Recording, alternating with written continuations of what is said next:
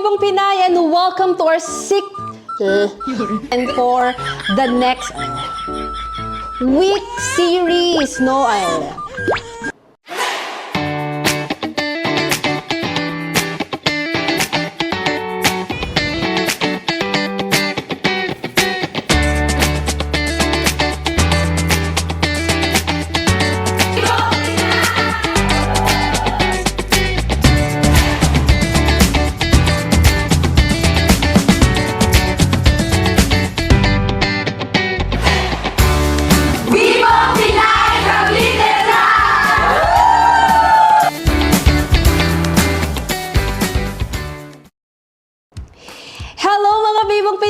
Welcome to our 6th week ng ating 9th week series ng binding techniques, no?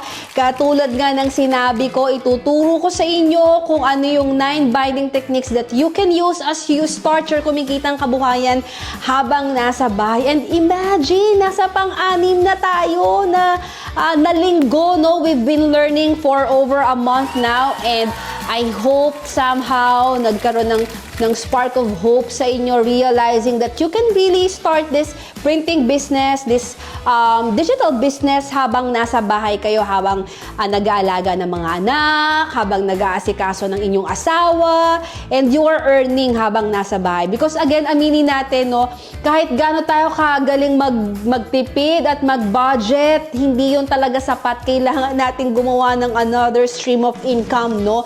Dahil sa hirap ng buhay ngayon. At ang maganda dito, hindi mo na kailangang pumili between working and providing for your family while taking good care of your family, kasi pwede mo talagang pagsabayin yan. Work-life integration. Like me, I have 4 kids, no? Lahat sila ay homeschooled. So, ang aking business ay home-based din, no? So, talagang it's really possible to become an intentional parent habang kumikita, no? Habang nasa bahay. Ayan. So, kaya naman, I've been teaching you yung mga binding techniques that you can use, no? As you start your printing business. And nung nagsisimula tayo, pinakita ko yung pinakamura hanggang sa may value, no, yung may presyo na, no? So as for as low as 35 pesos or 50 pesos, you can really start creating something that will add value sa buhay ng ibang tao. And today, nasa pang-anim na binding technique. So ito, medyo may presyo na siya ng konti. So at tawag dito yung coil binding machine, no? Yung output nito ay magugulat kayo na ganito yung mga actual na notebooks or journals na nakikita nyo sa mga bookstore, no? So, yung mga nakikita nyo sa mall. O kaya ang akala nyo heavy-duty equipment or heavy-duty tools ang gamit doon. Pero yung pala, pwede pala, no? Pwede ka palang gumawa ng ganun ng nasa bahay. So, iba't iba ang presyo ng mga coil binding machines. Meron tig 1,800, may tig 2,500, depende yan sa brand. Meron din yung pinakamahal na, around nasa 12,000, okay? Pero if limited lang ang budget mo, yung ginamit ko dito sa tutorial na ipapakita ko sa inyo mamaya, pwede na ito, around parang kulang-kulang 2,000 pesos. Ayan. So, hindi pa rin siya ganun kamahal compared sa mga naiisip nyong industrial machines, no? So, again, I'll be showing you then yung mga samples, mga inspiration that you can try with this binding technique. So, hindi ko napapatagalin at ipapakita ko sa inyo yung ating 6th binding technique para masimulan nyo sa sarili nyong mga paper products. Level up tayo ng konti sa ating binding equipment. Okay, so if the first 5 na tinuro ko sa inyo is maliliit lang, no? Minimal lang yung kailangan mo. So this time, level up tayo ng konti. Pero don't worry kasi hindi pa rin to masyadong masakit sa bulsa. Konting sakit pa lang. Ayan.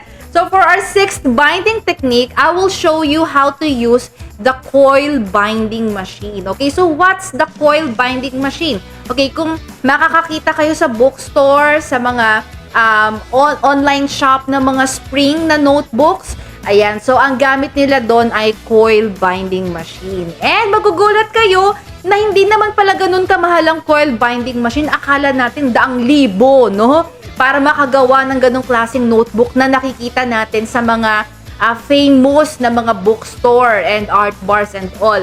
Magugulat tayo na minimal lang palang kailangan natin. For as low as 3,000 to 5,000 pesos, you can buy this kind of binding equipment. And again, it will depend kung anong brand nung coil binding machine na bibilin mo. Pero yung pinakamura, I think mga nasa around 3 to 4,000 pesos.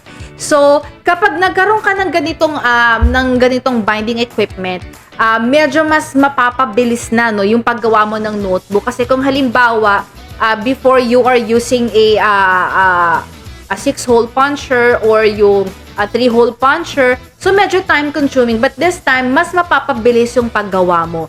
So just in case na kunyari nakita mo nag-grow na yung paggawa mo ng notebook and notepads and parang nakita mo kailangan mo nang mag-upgrade or mag-level up, okay? So you can try this binding equipment.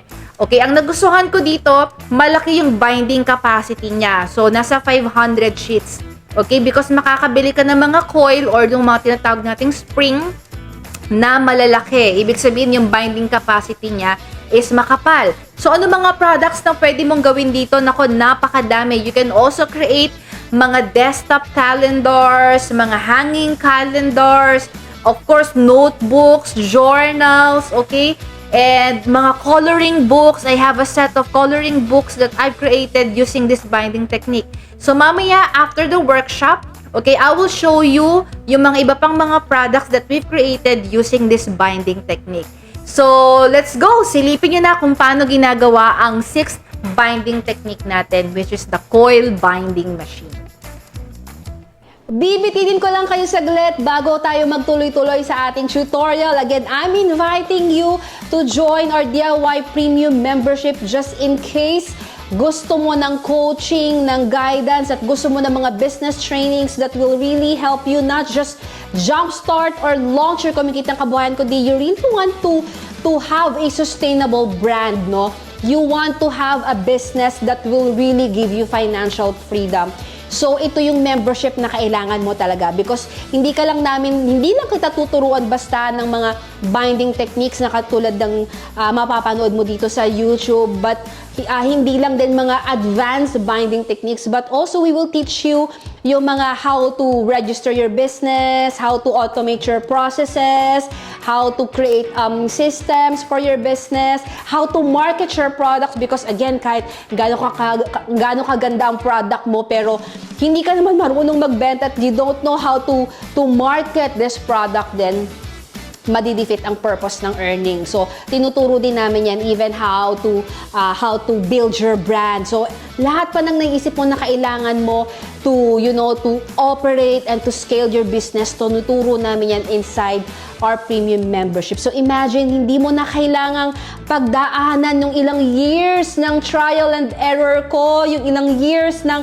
pag-aaral ko, ilang years ng paghahanap ko ano yung mga proven and tested na mga practices when it comes to running a business dahil lahat siyang distilled resources, distilled time and energy and knowledge, pinagsama-sama na yan inside our premium membership for only 750 pesos. Imagine, from 1,500, you'll get our premium membership for only 750 pesos and you'll get access to thousands of templates that you can use right away.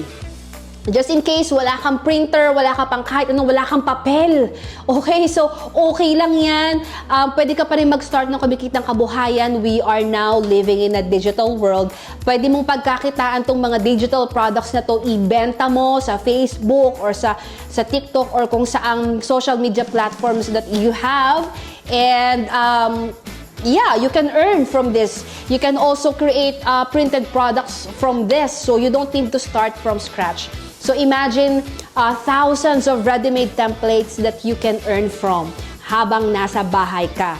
Okay, so hindi ko napapatagalin, ipapakita ko na sa inyo ang 6th binding technique, which is the coil binding machine, and I hope ma-inspire talaga kayo to create something habang nasa bahay.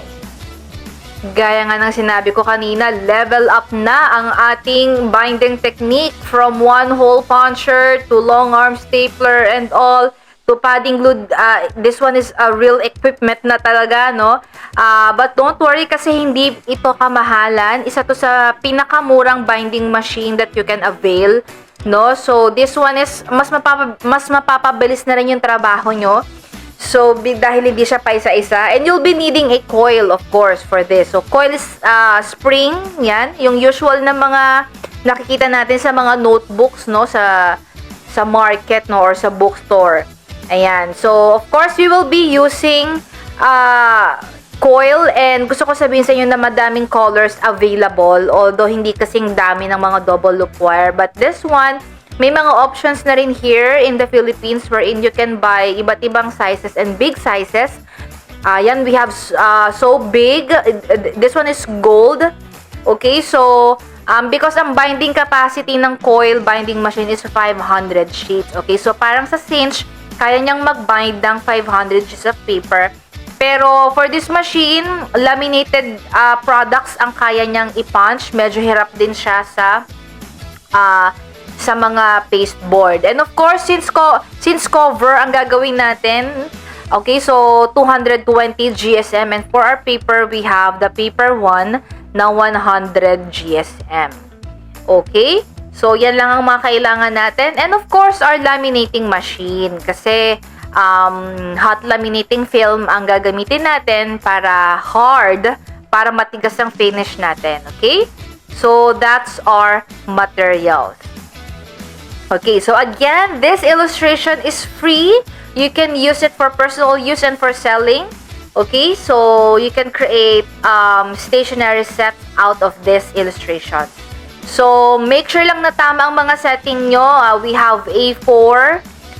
It should be A4 borderless, okay? Para ma-achieve nyo yung borderless picture ng Canon G series. So, we will be using the Canon G3020 because it's borderless. Okay, I have other printers like the Canon Maxify pero hindi siya borderless.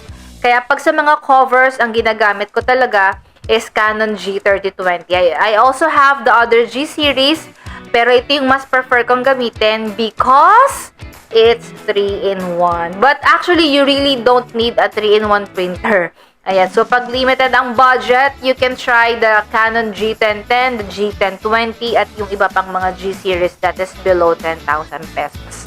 Ayan, so for this ink, we are using of course original dye ink ng Canon. We don't use third-party ink because mabo-void ang warranty ng inyong mga printer. So that's our cover. Super nice. This is our autumn theme. Okay, so gagawin natin ngayon, ipapasok natin siya sa A4 na laminating film, and as I was saying, lahat ng ating covers are laminated, hot laminated, at ang microns is 250 microns. Ayan, so merong mas lower na microns, mga 125, pero malambot yung finish niya. I mean, pwede siya mag-bend, but this one is mas matigas siya, kaya mas prefer ko para kunyari hardbound. Ayan. So, ilalagay lang natin yung ating printed cover sa ating laminating film, hot laminating film. Okay, so like what I've said, we have two kinds of laminating film, but for this project, we will be using a hot laminating film. So, na-preheat ko na rin ang ating laminating machine. I'm using a mink. This is actually a foil applicator, but I'm also using it as a laminating machine. Okay, so fast forward lang natin para mas mabilis. Ayan ang ating cover. Ang ganda ng pagkaka-laminate. Walang bubbles, walang uneven na application ng heat. So talagang pantay na pantay siya. Ayan. So ito naman yung ating back cover. Of course, you can explore sa iba't ibang sizes. Paborito ko lang talagang size ng notebook is A4. Ayan, because madaming masusulatan. Mahilig kasi ako mag-doodle at mag-journal. I also love blank spaces. Feeling ko kasi kapag may lines o kaya dotted, parang nalilimitahan ako. Ayan, kaya mas gusto ko blank pages for creativity. Mas easy for me mag-brainstorm, mag-drawing and all. Ayan. Okay, so here's our notebook. Make sure na sobrang taktak siya at pantay na pantay ang gilid. And we will be using our coil binding machine This one, ang brand ito is Officecom o Officom. Ayan, so this is, nagre-range itong coil binding machine from 1,900 pesos to 3,000 pesos. Depende sa kung saan mo siya bibilhin at sa kung anong brand. Okay? So, I've been using this for years, but I've just upgraded, no? I have the automatic na coil binding machine. Okay, so yun yung hindi na mano-mano yung paglalagay ng coil. But this one is papakita ko mamaya. So easy lang naman gawin yung pagkakabit ng coil. Okay, so diyan sa gilid makikita nyo na merong parang knob. You can adjust that depende sa size ng inyong paper. So like the usual na process ng mga binding machines. So meron siyang lever at ibababa mo lang yan para mabutas, para ma-punch yung iyong material. So, that's our yung ating butas. It's pantay na pantay, 'di ba? Okay? Pinong-pino. Okay, so pag magpa-punch ka ng cover, wag mong isabay yung paper, cover lang talaga. Okay? So, ang kanyang capacity sa pag-punch is nasa 10 to 15 sheets depende sa GSM ng iyong paper. So again, for this binding machine, coil ang gagamitin natin and kaya niya hanggang 500 sheets basta make sure na yung iyong coil o yung spring mo is kayang mag-hold ng 500 sheets. Okay, so meron tayong guide here sa machine, makikita nyo yung mga sizes. Okay, so ulitin lang ulit natin yung process. So, sometimes, pag sobrang kapal, yung gusto mong i-punch, medyo mahirap siyang i-punch. Ayan. Okay, make sure it's pantay. Ang maganda sa magandang klaseng machine, hindi siya katulad ng cinch na kailangan mong iurong dahil maliit lang yung ni cinch, no? Ito, kaya niya yung A4 ng isang butasan. Hindi mo na kailangang iurong yung pages. Ayan, and this is much cheaper than cinch. Imagine this is just I think I bought this for 1,900 pesos. No? So, if our long arm stapler is mga nasa around 500, no? This one is nasa 1,900. So, kapag kumikita ka na sa mga notebooks and notepads mo, you can upgrade sa ganitong klaseng machine. And maganda yung output niya. Especially kung makakakita kayo ng mga colored na mga coils like what I've shown you kanina, yung mga gold, rose gold, and meron pang iba na mga colorful.